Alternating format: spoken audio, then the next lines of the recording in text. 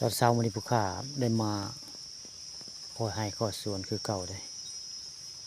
มาเบิ่งสวนมันอันนี้ก็คือต้นมะกะตากบได้อยู่ในพื้นที่ในได้สวนได้นี่ต้นมะตากบปลูกไว้ห่มเสาแต่ละมื้อตอนเช้าก็ได้มาขอให้ขอสวนได้แต่ละมื้อมาเบิ่งสวนมันปีนี้มื้อนี้อากาศครึ้มฟ้าครึ้มฝนได้มื้อนี้คือฝนสิตกวันหนึ่งได้เบิ่งแล้วมาก็ขวัดหูแย่ได้แย่ลายได้บริเวณนี่ส่วนมันบ้านโคกสาดตำบลนาตานี่แย่ลายได้แย่สิลายมันนี่ก็ยังบริษัทหญ้าอยู่ได้บริษัทหญ้าจักเทื่อแต่ตะปลูกนี่หมากสีดานี่ก็เด็ดยอดเพื่อก็เป็นหมากได้เป็นหมากลายหน่วยได้หมากสีดานี่ไงเด็ดยอดแล้วก็เป็นหมากตามคำแนะนำพระเจ้าเอาได้หมากสีดาบ่เป็นหมากให้เด็ดยอดมัน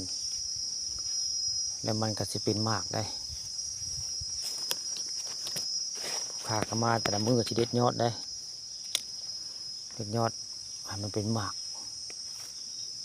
สันมันสีบ่เป็นหมากไว้อยู่ยังไงเลยเด็ดยอดไว้หมากสีดาบ้านโคกสาดตำบลนาตาลละนี่เด็ดยอดไว้แล้วเพิ่นก็จะเป็นหมากแต่ว่าส่วนมันนี่แต่ตะปลูกหม่องนี่หญ้ายังบริษัทจากเทื่อนี่แต่เบิ่งแล้วเพิ่นก็งามเทียบสิบ่ต้องซับหญ้าเพิ่นเลยเบิ่งแล้วก็ได้ส่วนมันผู้ค้าป่าทองคำพาชมมื้อนี้เอามันงามมาให้เบิ่งมันงามมันคักมาให้เบิ่งเดี๋ยวมื้อนี้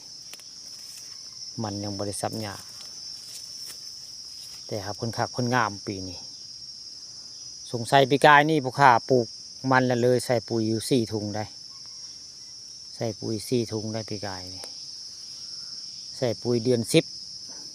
ได้ใส่ปุ๋ยมันก็เลยมาออกผลมาออกอาการตอนปีนี้แล้วนี่ใส่ปีนึงมันงามปีนึงตามเบิ่งแล้วปุ๋ยปีกายนี่2 ไร่ใส่อยู่4 ถุงแต่ว่ามางามปีนี้ปีกายนี่บ่ปานใดได้งามอยู่ของบ่ปานใดแต่ปีนี้งามหลายปีนี้เบิ่งแล้วค่อนงามหลายได้ส่วนมันผู้ค้าปานคำผสมหญ้ายังบริษัทจ้างเม็ดครับเพื่อจะสุดแต่งามหญ้าก็จะงามอยู่ในหญ้าก็ได้หญ้าก็จะงามพอสมควรอยู่ได้แต่ว่ามันก็งามคือกันเจอข้อมูลนี้ในเว็บไซต์เกี่ยวกับอยากมาดูกัน